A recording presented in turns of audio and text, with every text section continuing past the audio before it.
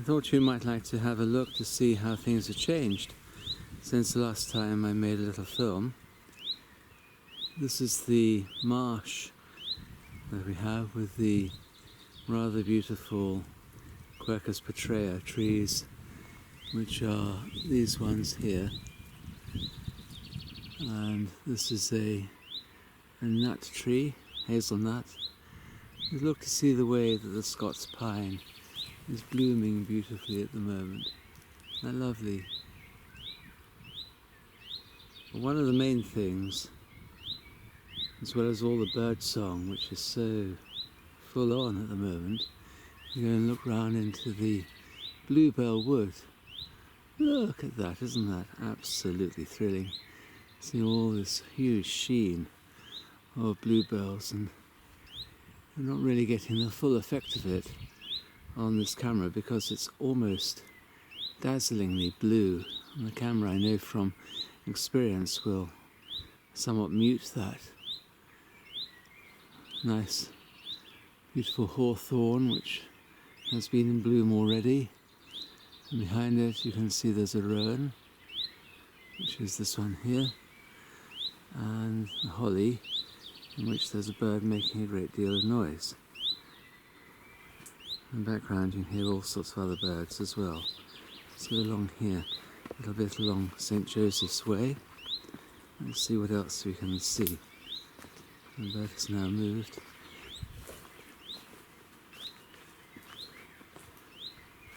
Probably hear the buzzing of myriads of insects, and that, far from being a bad thing, shows a really healthy environment.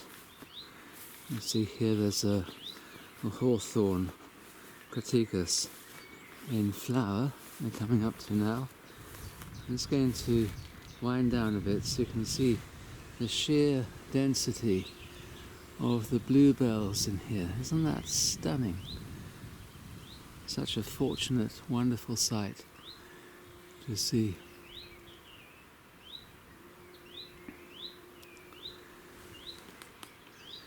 This is a nice little field maple here.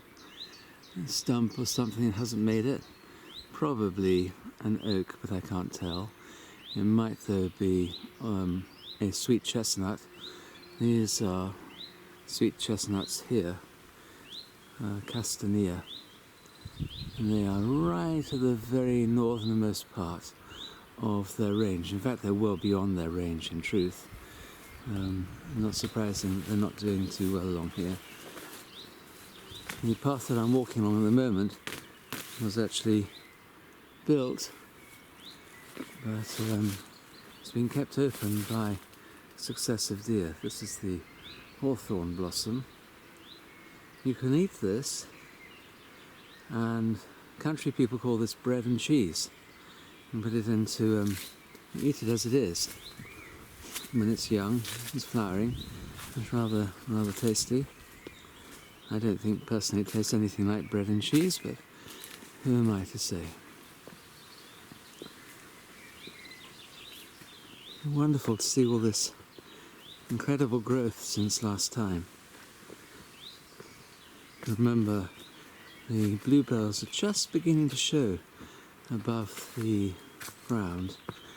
Now they're definitely here, and they're here in spades.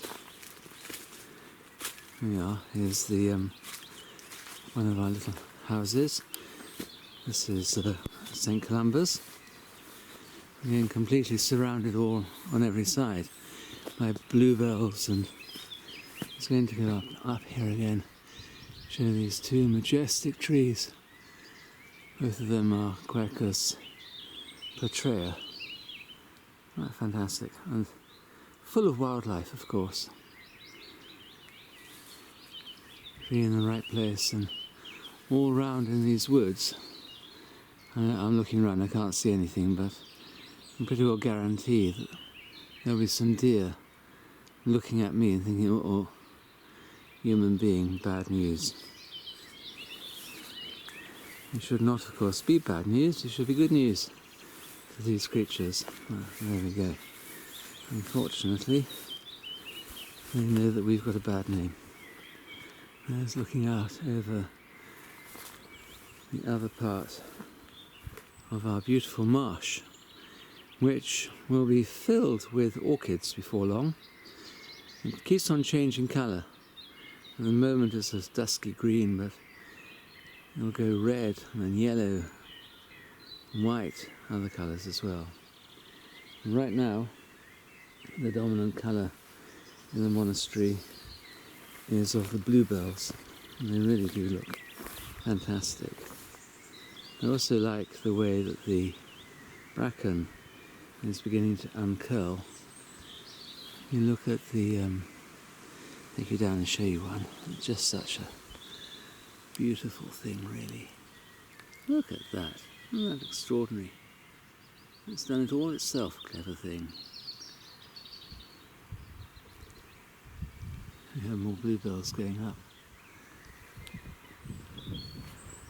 And then the house itself, I've shown you that quite often. Up here there's a shelf, and quite often there's a brown owl. Minus its brownness, that goes and lives up there. It's quite interesting to look at. And to slightly go round, you'll see all of this area here. Listen to the bird song. Begin to hear an aeroplane coming over. That's a pretty unusual sound for us up here. A very reedy area just here. And go down, you see it? Nice and boggy. And in amongst all of this, there's quite a lot of wild mint. Now, of course, I said that. Can I see any? No, of course I can't. I'm going to stand in the stile for a moment and show you the beauty of our marsh. This little area here is actually an island in the marsh. There used to be a little church on it, but it fell down. And God willing, one of these days we will rebuild that. In the meantime, though, marshes are amazingly productive areas that per square hectare they produce more biomass than the Amazon rainforest. It's a remarkable thing. And all this is our woods along here. It doesn't go much beyond there. And those trees over there, the edge of the property, and then you come round, the tree is right at the very bottom down here. That's the edge of the property as well, down there. So we've got a lot of ground, about 20 acres, that's about 4 hectares, which is plenty for us to look after. But it's nice because it means that when people come visit, which they do, and they do in large numbers, they can get themselves lost in all of this, and they don't feel that they are crowded out. That's enough for now.